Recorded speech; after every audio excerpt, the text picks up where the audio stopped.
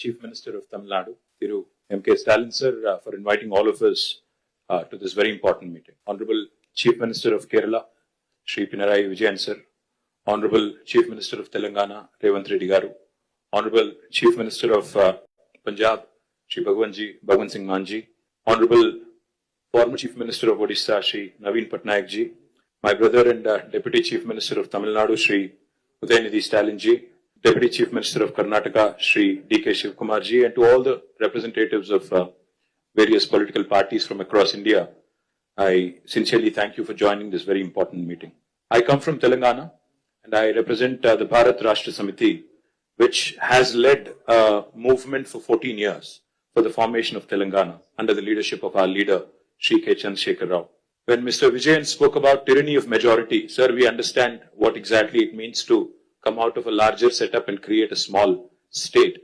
We fought against Delhi, and we fought against the forces for about 14 years to achieve our dream. A long fraught battle it was. We of course draw a lot of inspiration from the people of Tamil Nadu on how to preserve our identity and fight for our rights in a federal setup, because the whole Dravidian movement is a beacon of light for all of us across the country in terms of fighting for our rights and fighting for our spirit. We of course also are aware that the 5 South Indian states are at the receiving end, as was enunciated by Shri Vijayan ji, Shri Revanth Reddy ji, and also eloquently by D.K. Shivkumar ji, of the union government's policies.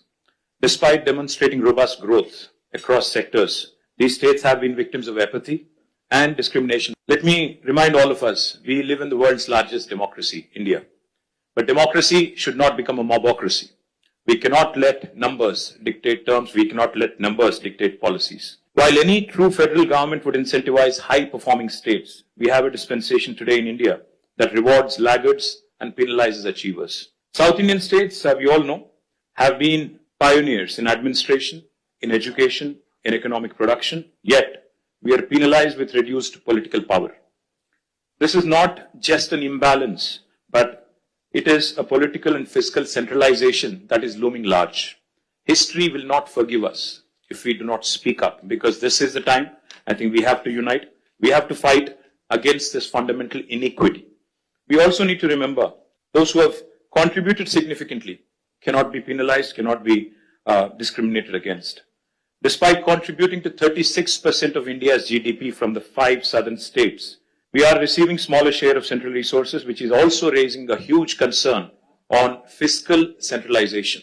Delimitation will also create a situation where fiscal resources will also be centralized, much to the chagrin, much to the detriment of South Indian states. If we allow this to continue, I fear that as South Indian leaders, we will be doing a great disservice to our future generations.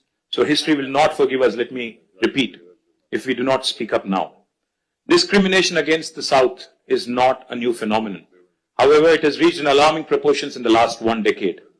From forcible imposition of Hindi to projects like bullet trains only being confined to the northern part of India, union government's initiatives are clearly discriminating against the southern states. To make matters worse, the BJP-led union government is now attempting to implement delimitation on basis of population, adding insult to injury. I'd like to begin by quoting a renowned jurist who once famously said, "A true federation does not allow any region to dominate another, nor does it permit the dilution of democratic representation based on transient factors."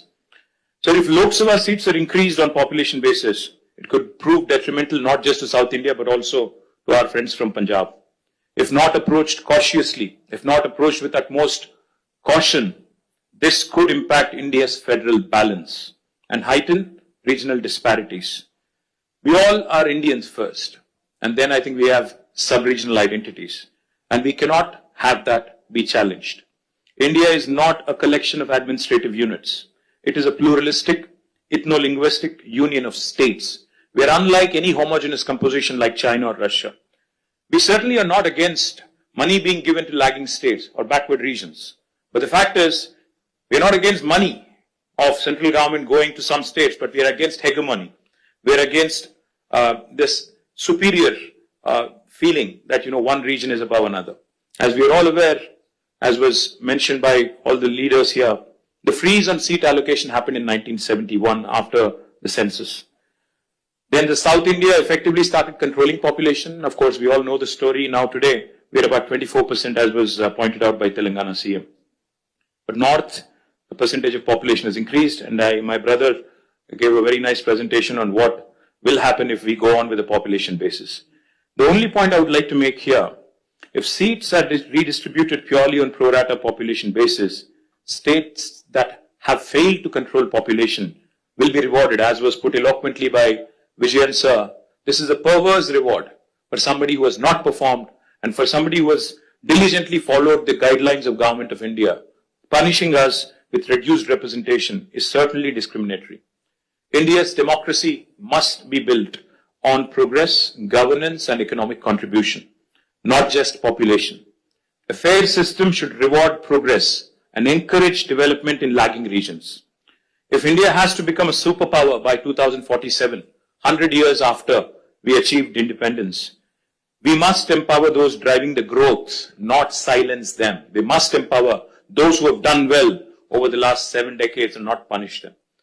Why do we not trust the words of Union Home Minister who says it will be pro rata and nobody will lose representation? I'll give you a classic example of Telangana. When the new state of Telangana was formed in 2014, we were given a promise in the State Reorganization Commission that the delimitation exercise will be taken up in both Telangana and Andhra Pradesh, and the number of seats in Telangana would be raised, MLA seats, that is, assembly seats, from 119 to 153 in Telangana, from 175 to 225 in Andhra. 11 years since then, and it's an act of the parliament, but no action has been initiated because it is inconvenient for BJP to increase the seats. Where it is convenient for them in Jammu and Kashmir and Assam, they've gone ahead and conducted delimitation. Where it is inconvenient for them in Andhra and Telangana, they've kept it aside. Why do we not trust them? Because, their action, their history speaks otherwise. Today, the union government has indulged in cesses. They've come out with cesses, a formula which basically deprives the states of devolution, of a rightful share in devolution. It's a constitutional right. Therefore, we have apprehensions. Therefore, we have a lot of doubts about the center's intentions. But I also would like to propose a few possible suggestions towards solutions. If the central government is determined to proceed with delimitation, I think as Stalin sir put it, fair delimitation is the ask. It should be fair, it should be just, and Dr. Baba Saheb, when he put these 3 words in Constitution, I think he meant it for situations like this: equality, liberty, and fraternity. Now, if they would want to go ahead and do the delimitation because they have the numbers, then we have to ensure that the current proportion of each state remains as it is. If Tamil Nadu has about 39, is it? 39 and Telangana has 17 with increased numbers also, our percentage should also increase proportionately. And it should not come down, our voice should not come down. If a state currently has 2% of the total parliament seats, even after delimitation, also the state should have 2% share of the seats. As Mr. Mann was pointing out, his numbers will increase technically, but percentage will come down, which defeats the whole purpose. The second suggestion could be, as some people are proposing, a permanent, freeze could be also brought in. We can say that 1971, the census could be the basis and there could be no further increase in the number of seats. Another alternative approach could be, again, this could be a radical solution. As one of my friends asked, what is the basis for Telangana CM's recommendation of 33%? I would say, if South India is contributing 36% to GDP, why don't you give us 36% of the voice in parliament? What is wrong? Why are you not rewarding those states that have performed exceptionally well in nation building? If nation building can happen by way of contribution from states, then why not reward those states that have done very well? Sir, I would only say fiscal contribution, I think, also has to be taken. It cannot just be population. No one can ignore, because since even D.K. Shivakumar Anna mentioned fiscal contribution, let me point out, Telangana is only 2.8% of India's population, but we contribute to 5.2% of India's GDP. We're literally punching double our weight. We cannot be penalized, we cannot be snubbed, we cannot be undermined in terms of our voice in parliament, which is a travesty of justice. One thing I would also like to add, and this is a possibly practical solution. Sir, a true representative democracy is one where people's voices are heard. Why is delimitation being proposed? Because population has increased and people's voices have to be heard. If people's voices have to be heard, increase the number of MLA seats in each state. You go ahead, increase the number of MLA seats, because typically MLAs are the first port of call for people, not MPs. MPs only voice concerns on larger national policies in Parliament, but MLAs are the first port of call. So I would propose that the national government come forward, union government come forward with a proposal.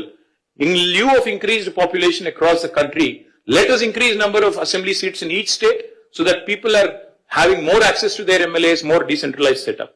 Also, I would like to say this is a fair formula because I think, most states would be happy to see more representation. Finally, I would like to remind the union government from this forum, sir, that India is a union of states. Constitution clearly says we are a union of states. We are, like Pinarayi Vijayan sir said, federalism is not a gift. It is our right. So let us remind union government that our founding fathers stitched this great country together with immense grit, determination and tenacity. They understood that India is one of the most diverse nations on this planet and therefore thoughtfully incorporated essential concessions and guarantees into our constitution to build a strong foundation of mutual trust. Sadly, that very foundation is now being shaken by the current regime in New Delhi. Political representation for states in the Lok Sabha is a crucial and a very deeply emotive issue. The union government cannot be callous. They must not take any hasty steps without broad and inclusive consultations involving the people, political parties, state governments, independent activists, people's organizations, and civil society groups as well. India has just completed 75 years of its existence. Our national leadership should strive to heal the old wounds rather than create new ones. Union government should act like a big brother, not big boss. As a renowned scholar and statesman once said, the federal structure of India must ensure that no state, however small or large, it could be Manipur or it could be Uttar Pradesh, feels neglected in governance. Finally, cooperative federalism will make India stronger. Stronger the states, stronger the country. Cooperative federalism will make India stronger, not coercive federalism. Jai Telangana, Jai Hind. Thank you, Stalin sir.